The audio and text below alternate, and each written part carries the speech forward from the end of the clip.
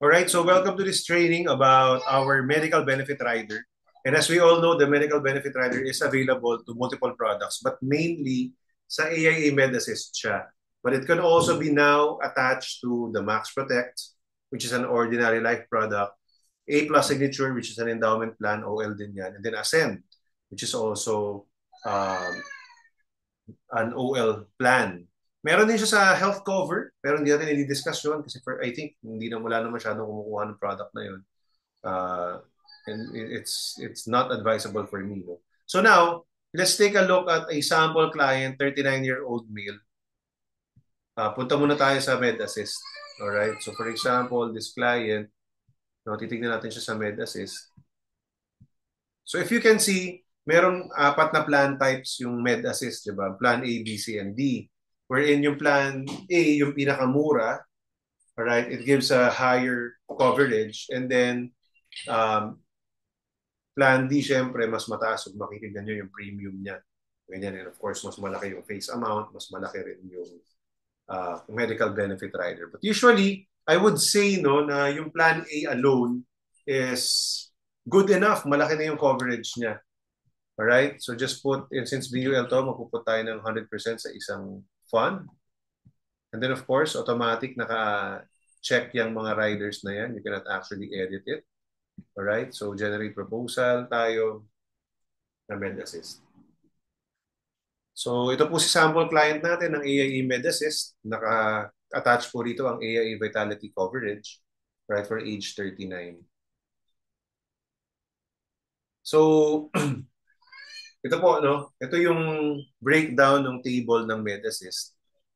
15,000 sa Med Assist, naka-fix yung premium ng life insurance. Tapos nag-a-adjust na lang yung coverage or yung benefit amount based on age. So in this case, 15,000, 525,000 lang yung coverage ng 39 years old dito. Alright? So kung ang kliyente, hindi masyadong malaking life insurance ang hanap, ang priority niya talaga is the medical benefit rider, maganda si Med Assist. Alright? Lalo na if mas matanda na, on the older side na. Pero kung nasa 20s or bata siya, let's say even the minor, I highly recommend Max Protect naman. Later I will show you. Alright? So medical benefit rider is 750,000 ang aggregate limit niya per year. So ito yung maximum limit niya na pwedeng ma-cover or ma-exhaust na funds ng card per year.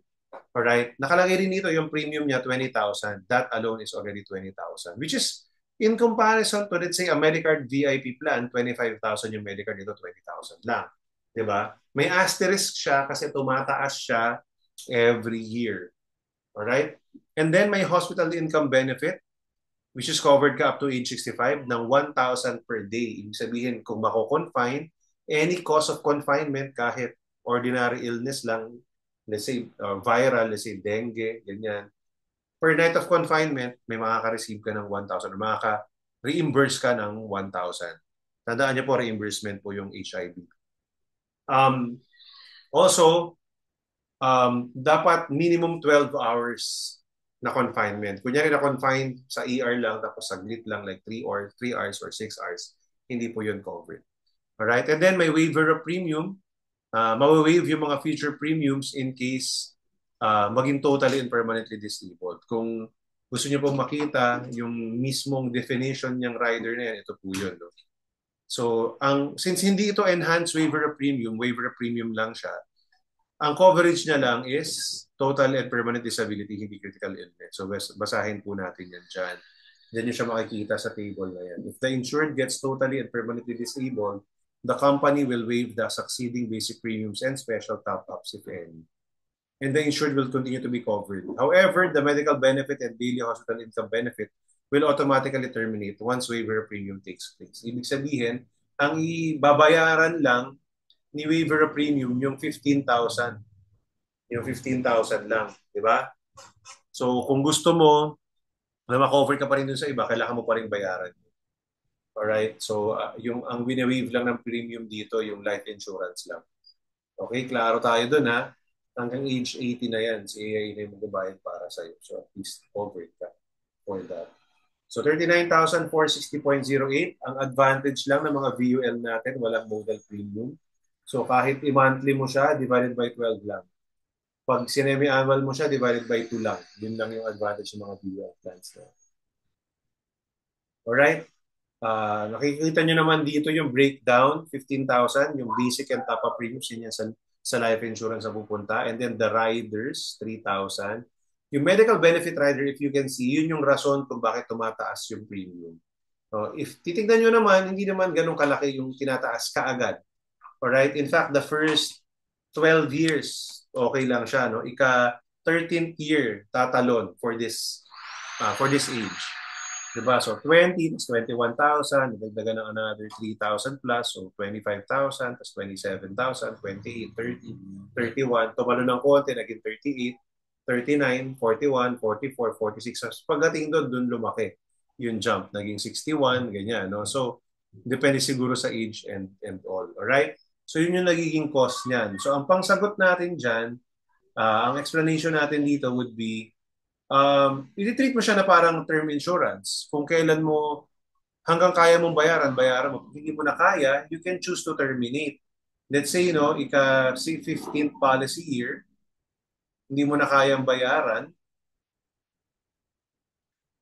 Kasi after 15 years, age 54, let's say, kunyari na lang, 0% na lang yung returns, di ba? Sa 0% na lang, meaning kumikita, nalulugi, ganyan. So, nag 0% lang yung average returns niya.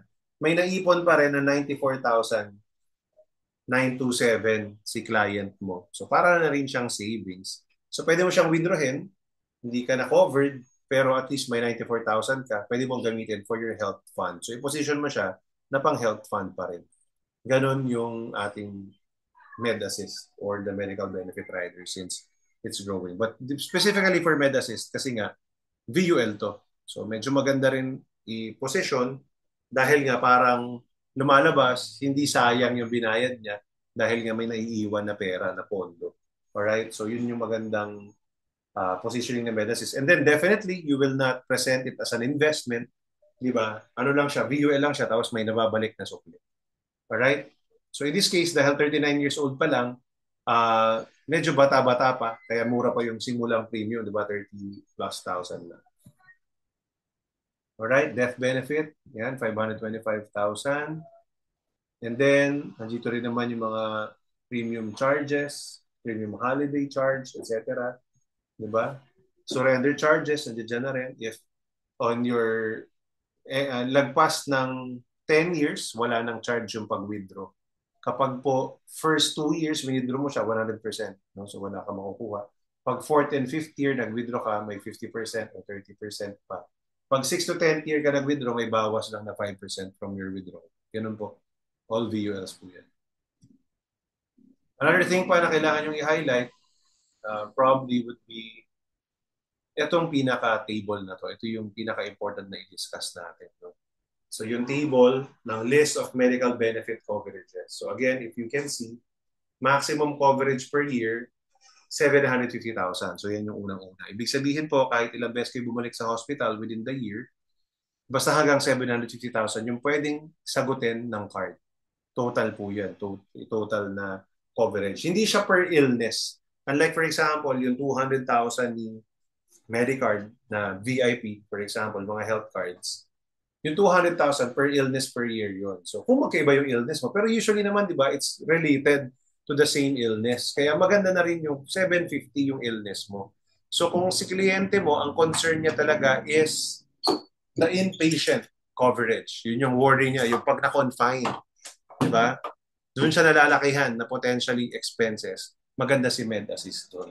Kung ang gusto niya, yung mga check-up, wala si Med Assist noon. Ganon, di ba? So hindi yun ang main purpose ni Med Assist kasi may mga enhancement na to pero related pa rin sa confinement. Alright? Another thing na kailangan nating tandaan sa medical benefit rider natin is yung tinatawag na inner limit. So kahit pa 750,000 ang annual limit mo or the maximum coverage per year, may inner limit tayo. Sa Plan A, 1,000 per day lang yung hospital. So kunyari nagpa-large private ka sa hospital mo, 1,000 lang ang sasagutin kung 5,000 yung room mo. Alright? 1,000 lang yung maximum. Kapag naman ang room mo is, let's say, semi-private ka, tapos kunyari murang hospital, 1,000 lang din. So parehong 1,000, di ba? May 90% lang po yung sasagutin ng card natin. Nandito yan sa next slide. Ayan. So within the network of availment ng Medicard, alright, pag non-PEC, tapos within the network ng Medicard, accredited doctor, 90% ang sasagutin, 10% sasagutin ng client. So 900 lang dun sa 1,000. Di ba? Kapag pre-existing condition yan, declared na pre-existing mo, 80% sasagutin. Alright? So, sagot pa rin. On the second year onwards, yung pre-existing natin. Pero dapat po dineclare mo yung pre-existing. Kapag hindi network ni Medicard, sasagutin pa rin. Pero 80%, tapos 70% kapag PEC. So, may sagot ka. Parang may contribution ka. Alright? Contributory siya. Yun lang po yung kailangan natin tandaan. So, balik tayo. Pag na-confine ka na, yung mga medicines, miscellaneous inpatient, mga pinapagawa as charge na yun. Yun naman yung maganda. No? So yung room may limit, pero yung mga tests, ganyan na required, yun yung, tarito, as charge na yun. So meaning, maximum of 90% ng coverage na yun. Let's say, meron akong kliyente, first year niya pa lang or second year pa lang niya nagbabayad, nag-appendicitis. Diba? So yung 155,000 na bill, parang 121 or 124,000 ang sinagot ni Medassist doon. 30 plus thousand lang kanya. So, happy siya talaga. No? Sulit na sulit sa kanya yung Medassist niya. Ganun. So, because of that, miscellaneous inpatient. Attending physician, so sa doktor, 1,000 lang din. So, kung 2,000 yung doktor mo, 1,000 lang sasagutin. Right? Per specialista, kunyari, aside from your major doctor, let's say may doctor ka na, let's say, for cardio, tapos may bumisita for nephrologist, for example, so specialista siya, 1,500 per day yun. Alright? So after that, ito yung nadagdag, may pre- and post-hospitalization treatment. So meaning, pag nagpa-consult ka dun sa main doctor mo, nag-visit ka, before ka ma-confine and then after ma-confine, 30 days before and after, lahat ng tests na yon o lahat ng mga consultation mo with your doctor, ma-reimburse sa'yo yung 1,000. Alright? So, reimbursement po yan. Ganon. And then, diagnostic test up to 7,500 per day.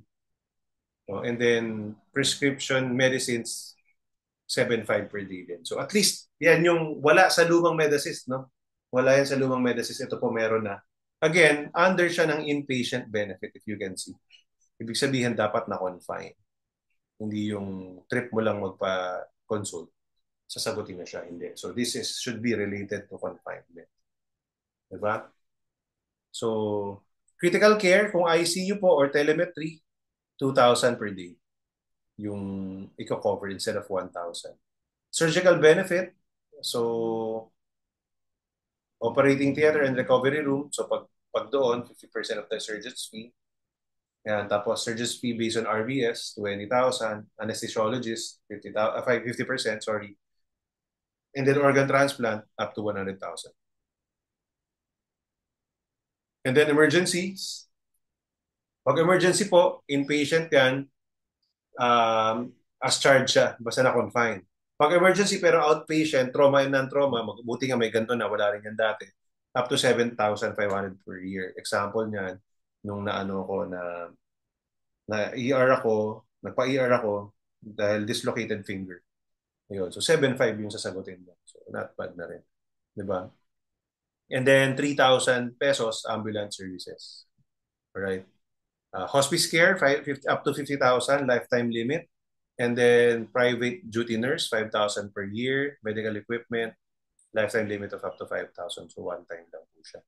Now, may value-added benefits tayo. Ayan na nga. So ito, wala rin to before.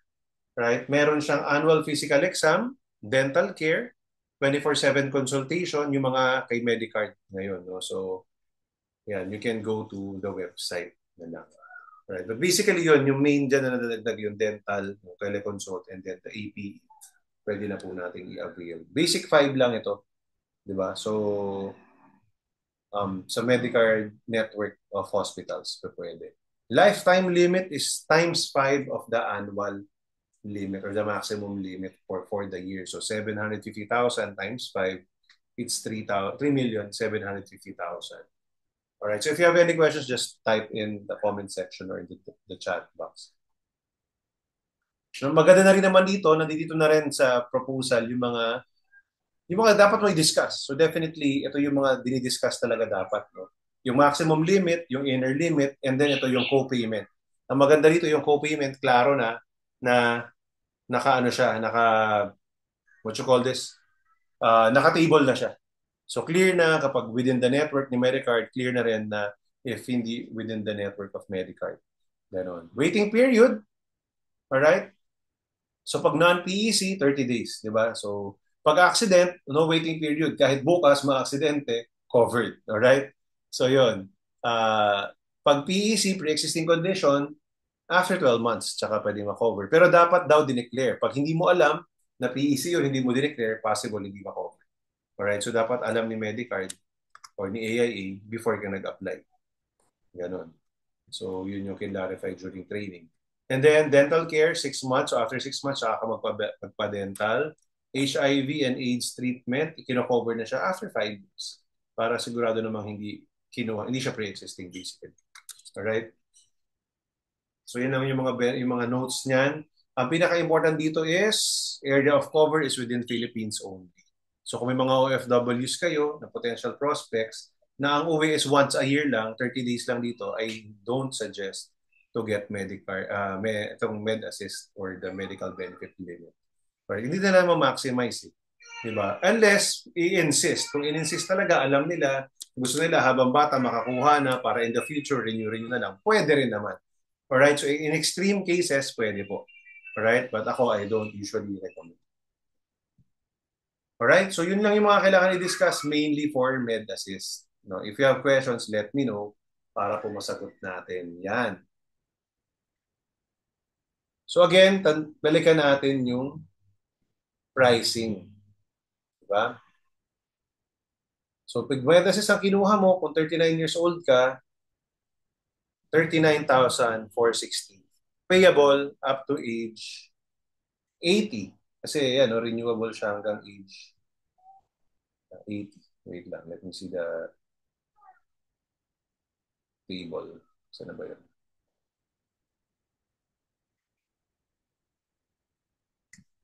Saan yung table ng premium? Here. Ito pala. Alright? Yung life insurance, babayaran mo lang up to age 65. Yung mga riders, babayaran mo lang up to age 65. Yun yung kailangan ma-highlight. Alright? Pero yung medical benefit rider, you may renew up until age 80 should you want to. Alright? Should you want to lang. Again, medyo mahal na siguro siya by that time. No? So, yun lang. That's how you handle the objection dyan. Mahal na yun, hindi ko na kayang bayaran niya. Kaya nga po, we highly recommend na, alam mo, huwag natin isipin yung future, isipin natin yung the next 10 to 20 years. Yung hanggang next 20 years, affordable pa siya. Diba? So at least covered ka ngayon. Maybe during that time, ako sinasabi ko rin, let's say after 10 years from now, siguro, baka there's a much better plan. Kung healthy ka pa naman by that time, edi kuha na lang tayo ng bagong plan na yon. Kung naman by that time hindi ka na healthy, di at least kumuha ka na ngayon, renew ka na lang ng renew, di ba? So, at least, kumbaga, kahit may sakit ka na, nagre-renew ka, i-cover ka up to 750,000 a year. Yun yung maganda rito sa uh, medical benefit rider or sa AIA Med Assist. Alright? So if you have questions, let me know in the comment sections.